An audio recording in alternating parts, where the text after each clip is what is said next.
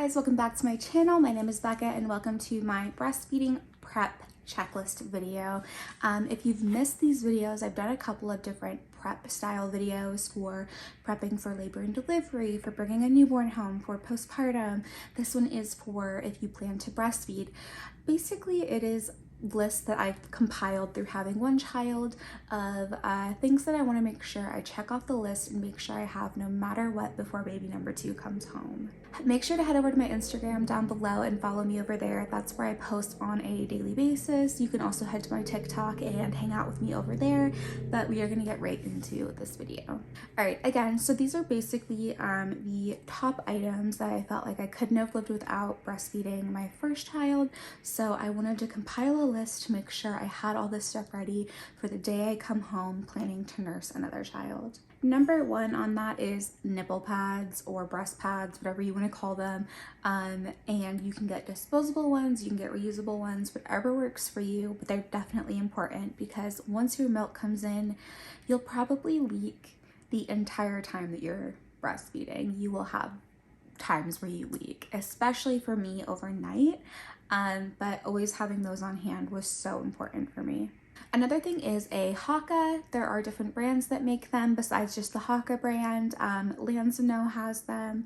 I think a lot of brands make them, but it's basically just this little manual pump that when you are nursing on one side, you'll attach it to the other and it collects extra milk without any work of like pumping or anything. And I swear by it. I think I talked about it in a video where I talked about how I stored like hundreds of ounces of breast milk with very minimal pumping, and it was because of how I used the Haka. So I would recommend it no matter what to anyone if you plan to just have even just the tiniest stash of milk for if you're ever away from baby. It is amazing. The next thing is actually having a pump. If you have insurance, you'll likely qualify for a free one. You can get, there's so many kinds of pumps, but even if you can't afford to get like a super crazy electric one, you could also always get a manual hand pump. I would definitely recommend it even if you don't get a regular one, just because there are definitely times where you might need to express milk, even if you're not a pumping mom. Especially I got clogged ducts a lot with my son, so I did have to pump extra during those times just because you have to get that milk out. So I would definitely say get a pump, but even if you can't get a electric pump, get a hand pump. I think those are pretty cheap as well.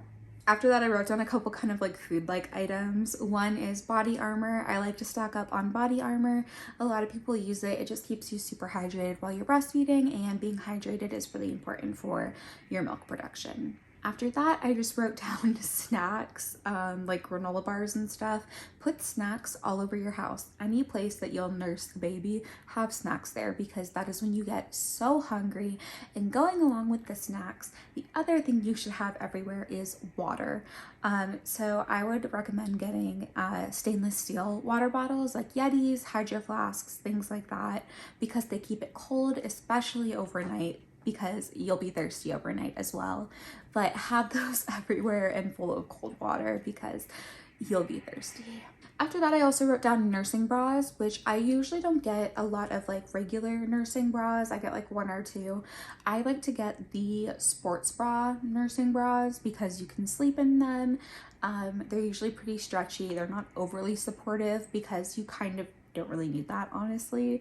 And I just like to be comfortable. So I like to get the good old nursing sports bras. After that, I wrote down a boppy, or there are other brands of pillows as well, of course. I just personally own a boppy, but some sort of nursing pillow really is gonna do you wonders, honestly. I mean, I used that boppy for a very long time with my son, and I definitely think I'll probably use it a lot again. After that, I have Happy Ducks, which is a tincture from Wish Garden. You could also, there are other brands that make these similar tinctures. You can also get sunflower lecithin, I think is how you say it. But I would definitely recommend getting something that helps in not getting clogged ducts, essentially, which I got a lot with Hayes. So I plan to get Happy Ducks from Wish Garden because I really enjoyed some of their other tinctures with Hayes. But I'll also probably grab the sunflower lecithin and some other stuff just because you want to really supplement that breastfeeding, staying healthy.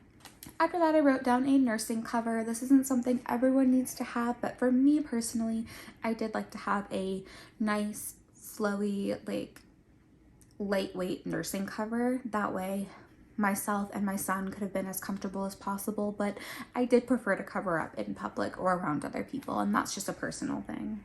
The last thing I wrote down that I think is a total essential is definitely milk bags for storing milk. If you pump or have a haka, you're gonna want a lot of milk bags, a lot of them, because gosh, I went through them like crazy, but they're so important and they're cheap. You can get a ton of them for like $10, so definitely stock up.